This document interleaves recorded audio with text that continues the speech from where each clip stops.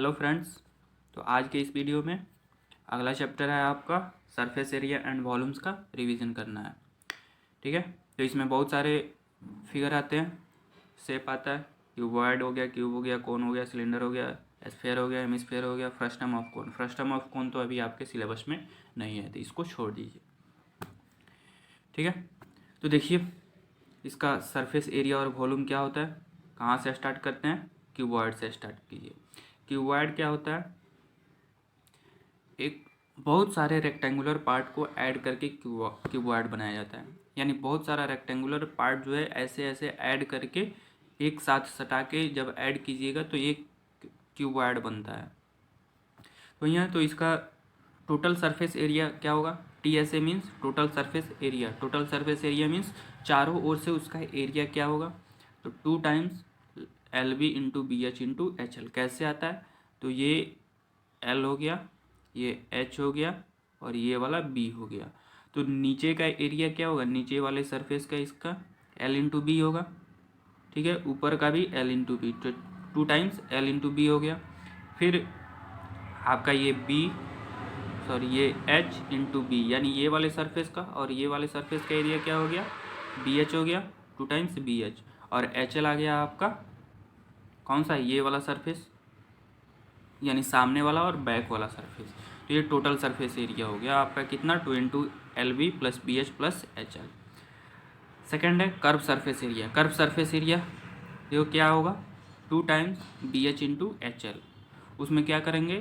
LB को ignore करते हैं, LB को उससे नहीं लेते हैं उसमें कर्व सरफेस एरिया में। तो ये हो गया आपका कर्व सरफेस एरिया। तीसरा है आपका वॉल्यूम। वॉल्यूम क्या होता है? वो कितना स्पेस ऑक्यूपाई कर रहा है। कितना स्पेस ऑक्यूपाई कर रहा है? तो L into B into H, तीनों को आपस में मल्टीप्लाई कर देंगे। डायगोनल, डायगोनल यहाँ पे लॉन्गेस्ट डायगोनल होगा, यानी इस कॉर्नर से इस कॉर्नर का डायगोनल होगा, या इस कॉर्नर से अपोजिट वाले कॉर्नर का डायगोनल होगा। वो क्या होता है? √L² plus B² plus H² होता है। तो ये क्यूबॉइड था। अगला है आपका क्यूब। क्यूब क्या होगा? एक ऐसा क्यूबॉइड जिसका LBH तीनों सेम हो, तीनों सेम हो, वो क्यूब हो जाता है। तो टोटल सरफेस एरिया क्या होगा? Total surface area 6A², curve surface area 4A², volume एक क्यूब, साइड का क्यूब लेंगे। देखिए यहाँ पे तीनों अगर एक कीजिएगा तो A क्यूब हो जाएगा। डायगोनल क्या होगा? √3A, diagonal √3A। ये आपका क्यूब हो गया। अगला है आपका कोन।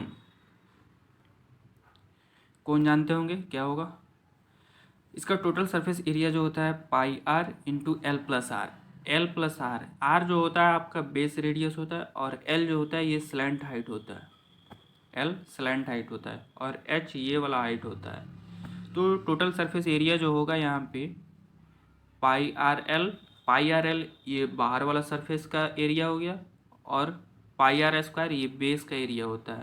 तो वहीं टोटल सरफेस एरिया कितना हो गया? πr into L plus R. Curve surface area, curve surface area में क्या करते हैं? बेस का एरिया नहीं लेते हैं, सिर्फ आपका ये ऊपर वाला एरिया रहता है। तो वो कितना होता है? πr l होता है। और वॉल्यूम, वॉल्यूम जो होगा 1/3 πr² H के बराबर होगा।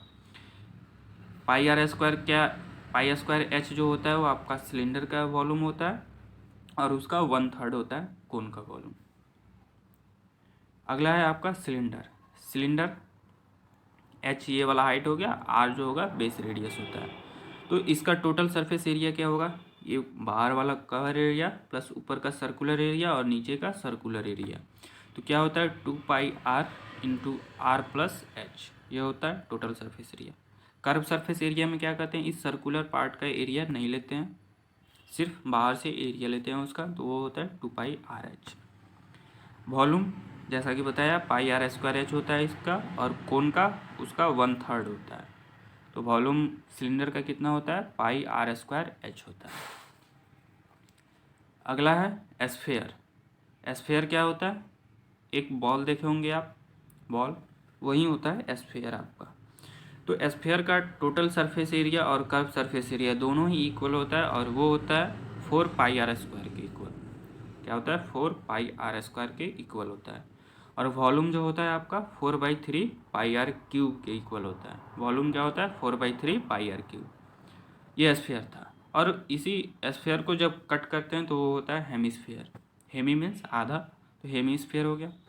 इसका कर्व सरफेस एरिया जो होगा, कर्व सरफेस एरिया, ये वाला एरिया जो होगा सिर्फ कर्व सरफेस एरिया होगा, वो होता है 2πr²। टोटल कितना था 4πr², तो हाफ कितना हो गया 2πr²।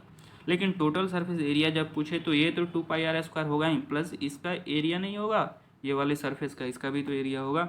तो वो एरिया कितना होगा πr², जब ऐड कीजिएगा तो 3πr² आपका टोटल सरफेस एरिया निकल जाएगा।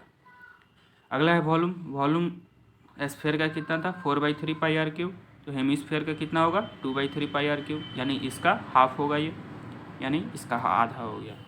तो ये हेमिस्फीयर हो गया। फ्रस्टम ऑफ कोन आपके सिलेबस में नहीं है अभी, तो इसको छोड़ दीजिए।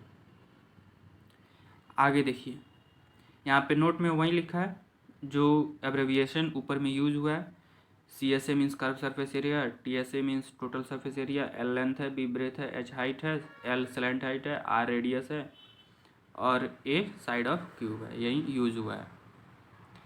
देखिए ये शेप दिया हुआ है आपका ये, और इस शेप का वॉल्यूम फाइंड करना है। तो इस शेप का वॉल्यूम क्या होगा, ये सिलेंडर का वॉल्यूम निकाल लीजिए और उसमें इस हेमिस्फीयर का वॉल्यूम माइनस कर दीजिए। ये ऊपर वाला पार्ट है, ये खाली नहीं है, ये ऊपर वाला ढका हुआ पार्ट है सिलेंडर का। तो इस सिलेंडर का टोटल वॉल्यूम निकाल लीजिए और उसमें इस हेमिस्फीयर का वॉल्यूम माइनस कर दीजिए, तो ये इसका वॉल्यूम निकल जाएगा। अगला है कुछ ऐसा ही, यहाँ पे इसका टोटल सरफेस एरिया निकालना है इस फिगर का। तो क्या होगा, इस सिलेंडर का कर्व सरफेस एरिया इन्हें आ रहा है, सिलेंडर का कर्व सरफेस एरिया, और ये दो हेमिस्फीयर का कर्व सरफेस एरिया। तो यही है curve surface area of 2 hemisphere plus curve surface area of cylinder. तो इस शेप का टोटल सरफेस एरिया निकल जाएगा।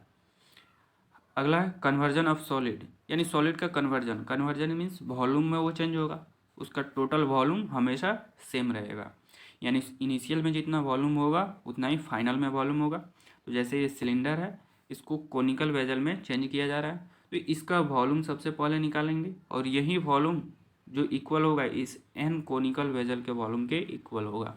तो volume of cylindrical vessel equals to n times volume of 1 conical vessel, यानी कोनिकल वेजल का वॉल्यूम जो होगा वो n कोनिकल वॉल्यूम का जो वेजल होगा, कोनिकल वेजल का वॉल्यूम जो होगा वो आपके सिलेंडर के वॉल्यूम के बराबर होगा। तो सिलेंडर का वॉल्यूम क्या होता है πr²h, और कोनिकल का क्या होता है 1/3πr²h।